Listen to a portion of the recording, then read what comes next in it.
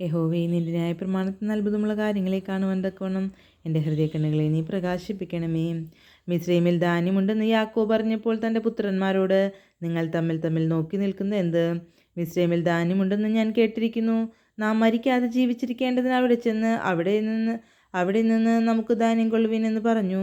യോസഫിൻ്റെ സഹോദരന്മാർ 10 പേർ മിസ്രയീമിൽ ധാന്യം കൊള്ളുവാൻ പോയി. എന്നാൽ യോസഫിൻ്റെ അനുജനായ ബെന്യാമീനെ പക്ഷേ വല്ല ആപത്തും ഭവിക്കുമെന്ന് വെച്ച് യാക്കോബ് അവനെ സഹോദരന്മാരോട് കൂടെ അയച്ചില്ല. അങ്ങനെ ധാന്യം കൊള്ളുവാൻ വന്നവരുടെ ഇടയിൽ ഇസ്രായേലിൻ്റെ പുത്രന്മാരും വന്നു. കാനാൻ ദേശത്തും ക്ഷാമമുണ്ടായിരുന്നുവല്ലോ. യോസഫ് ദേശത്തിന് അധിപതിയായിരുന്നു. അവൻ തന്നെയായിരുന്നു ദേശത്തിലെ സകല ജനങ്ങൾക്കും ധാന്യം വിറ്റത്. യോസഫിൻ്റെ സഹോദരന്മാരും വന്നു അവനെ സാഷ്ടാംഗം നമസ്കരിച്ചു. യോസഫ് തൻ്റെ സഹോദരന്മാരെ കണ്ടാരെ അവരെ അറിഞ്ഞു. എങ്കിലും അറിയാത്ത ഭാവം നടിച്ചു. നിങ്ങൾ എവിടെ നിന്ന് വരുന്നു എന്ന് അവരോട് ചോദിച്ചതിന്, ആഹാരം കൊള്ളുവാൻ കാനാൻ ദേശത്തു നിന്ന് വരുന്നു എന്നവർ പറഞ്ഞു. യോസഫ് സഹോദരന്മാരെ അറിഞ്ഞു, എങ്കിലും അവർ അവനെ അറിഞ്ഞില്ല. യോസഫ് അവരെക്കുറിച്ച് കണ്ടിരുന്ന സ്വപ്നങ്ങളെ ഓർത്തവരോട്, നിങ്ങൾ ഒറ്റുകാരാകുന്നു, ദേശത്തിൻ്റെ ദുർബല ഭാഗം നോക്കുവാൻ നിങ്ങൾ വന്നിരിക്കുന്നു എന്ന് പറഞ്ഞു. അവർ അവനോട്, അല്ല യജമാനെ, അടിയങ്ങൾ ആഹാരം കൊള്ളുവാൻ വന്നിരിക്കുന്നു. ഞങ്ങളെല്ലാവരും ഒരാളുടെ മക്കൾ, ഞങ്ങൾ പരമാർത്ഥികളാകുന്നു, അടിയങ്ങൾ ഒറ്റുകാരല്ല എന്ന് പറഞ്ഞു. അവൻ അവരോട്, അല്ല, നിങ്ങൾ ദേശത്തിൻ്റെ ദുർബല ഭാഗം നോക്കുവാൻ വന്നിരിക്കുന്നു എന്ന് പറഞ്ഞു.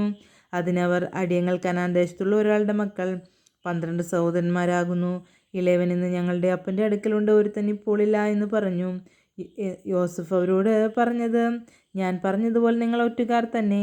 ഇതിനാൽ ഞാൻ നിങ്ങളെ പരീക്ഷിക്കും. നിങ്ങളുടെ ഇളയ സഹോദരൻ ഇവിടെ വന്നല്ലാതെ ഫറവോനാണേ നിങ്ങൾ ഇവിടുന്ന് പുറപ്പെടുകയില്ല. നിങ്ങളുടെ സഹോദരനെ കൂട്ടിക്കൊണ്ടുവരുവാൻ നിങ്ങൾ ഒരുത്തനെ അയപ്പീൻ. നിങ്ങൾ ഉപധന്മാരായിരിക്കണം. നിങ്ങൾ നേരുള്ളവരല്ലോ എന്ന് നിങ്ങളുടെ വാക്ക് പരീക്ഷിച്ചറിയാമല്ലോ. അല്ലെന്ന് വരികിൽ ഫറവോനാണേ നിങ്ങൾ ഒറ്റുകാർ തന്നെ. അങ്ങനെ അവൻ അവരെ 3 ദിവസം തടവിലാക്കി. 3-ാം ദിവസം യോസഫ് അവരോട് പറഞ്ഞത്, ഞാൻ ദൈവത്തെ ഭയപ്പെടുന്നു. നിങ്ങൾ ജീവിച്ചിരിക്കേണ്ടതിന് ഇത് ചെയ്യുവീൻ.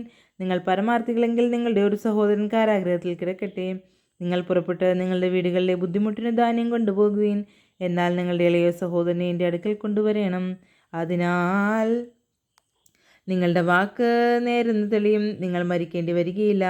അവർ അങ്ങനെ സമ്മതിച്ചു. ഇത് നമ്മുടെ സഹോദരനോട് നാം ചെയ്ത ദ്രോഹമാകുന്നു. അവൻ നമ്മോട് കെഞ്ചിയപ്പോൾ നാം അവൻ്റെ പ്രാണസങ്കടം കണ്ടാരെയും അവൻ്റെ അപേക്ഷ കേട്ടില്ലല്ലോ. അതുകൊണ്ട് ഈ സങ്കടം നമുക്ക് വന്നിരിക്കുന്നു എന്ന് അവർ തമ്മിൽ പറഞ്ഞു. അതിൻ്റെ രൂപേൻ ബാലനോട് ദോഷം ചെയ്യരുതെന്ന് ഞാൻ നിങ്ങളോട് പറഞ്ഞില്ലയോ? എന്നിട്ടും നിങ്ങൾ കേട്ടില്ല. ഇപ്പോൾ ഇതാ അവൻ്റെ രക്തം നമ്മോട് ചോദിക്കുന്നു എന്ന് അവരോട് പറഞ്ഞു. യോസഫ് അവരോട് സംസാരിച്ച ദുഭാഷി മുഖാന്തരമായിരുന്നുകൊണ്ട് അവൻ ഇത് ഗ്രഹിച്ചു എന്ന് അവർ അറിഞ്ഞില്ല. അവൻ അവരെ വിട്ടു മാറിപ്പോയി കരഞ്ഞു. പിന്നെ അവരുടെ അടുക്കൽ വന്ന് അവരോട് സംസാരിച്ചു. അവരുടെ കൂട്ടത്തിൽ നിന്ന് ശിമിയോനെ പിടിച്ചു. അവർ കാൺകെ ബന്ധിച്ചു. അവരുടെ ചാക്കിൽ ധാന്യം നിറപ്പാനും അവരുടെ ദ്രവ്യം അവനവൻ്റെ ചാക്കിൽ തിരികെ വെപ്പാനും വഴിക്ക് വേണ്ടി ആഹാരം അവർക്ക് കൊടുപ്പാനും യോസഫ് കൽപ്പിച്ചു. അങ്ങനെ തന്നെ അവർക്ക് ചെയ്തു കൊടുത്തു. അവർ ധാന്യം കഴുതപ്പുറത്ത് കയറ്റി അവിടെ നിന്ന് പുറപ്പെട്ടു.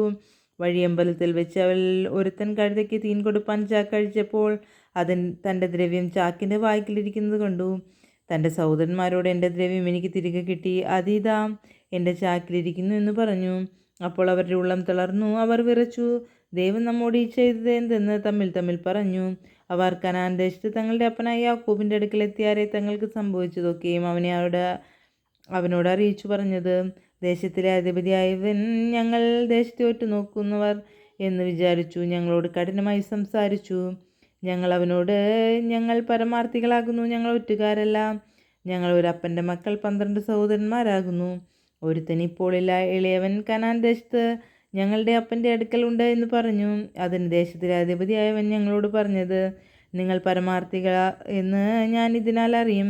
നിങ്ങളുടെ ഒരു സഹോദരനെ എൻ്റെ അടുക്കൽ വിട്ടേച്ച് നിങ്ങളുടെ വീടുകളിലെ ബുദ്ധിമുട്ടിന് ധാന്യവും വാങ്ങിക്കൊണ്ടുപോകുവീൻ. നിങ്ങളുടെ ഇളയ സഹോദരനെ എൻ്റെ അടുക്കൽ കൊണ്ടുവരുവീൻ. അതിനാൽ നിങ്ങൾ ഒറ്റുകാരല്ല, പരമാർത്ഥികൾ തന്നെയെന്ന് ഞാൻ അറിയും. നിങ്ങളുടെ സഹോദരനെ നിങ്ങൾക്ക് ഏൽപ്പിച്ചു തരും. നിങ്ങൾ ദേശത്ത് വ്യാപാരവും ചെയ്യാം. പിന്നെ അവർ ചാക്ക് ഒഴിക്കുമ്പോൾ ഇതാ ഓരോരുത്തൻ്റെ ചാക്കിൽ അവനവൻ്റെ പണക്കെട്ടിരിക്കുന്നു. അവരും അവരുടെ അപ്പനും പണക്കെട്ട് കണ്ടാരെ ഭയപ്പെട്ടു പോയി. അവരുടെ അപ്പനായ യാക്കോബ് അവരോട്, നിങ്ങൾ എന്നെ ആക്കുന്നു. യോസഫില്ല, ശിമിയോനില്ല, ബെന്യാമീനെ നിങ്ങൾ കൊണ്ടുപോകും. സകലവും എനിക്ക് പ്രതികൂലം തന്നെയെന്ന് പറഞ്ഞു. അതിന് രൂബേൻ അപ്പനോട്, എൻ്റെ കയ്യിൽ അവനെ ഏൽപ്പിക്കാം, ഞാൻ അവനെ നിൻ്റെ അടുക്കൽ മടക്കി കൊണ്ടുവരും. ഞാൻ അവനെ നിൻ്റെ അടുക്കൽ കൊണ്ടുവരാത്ത പക്ഷം എൻ്റെ 2 പുത്രന്മാരെ കൊന്നുകളക എന്ന് പറഞ്ഞു.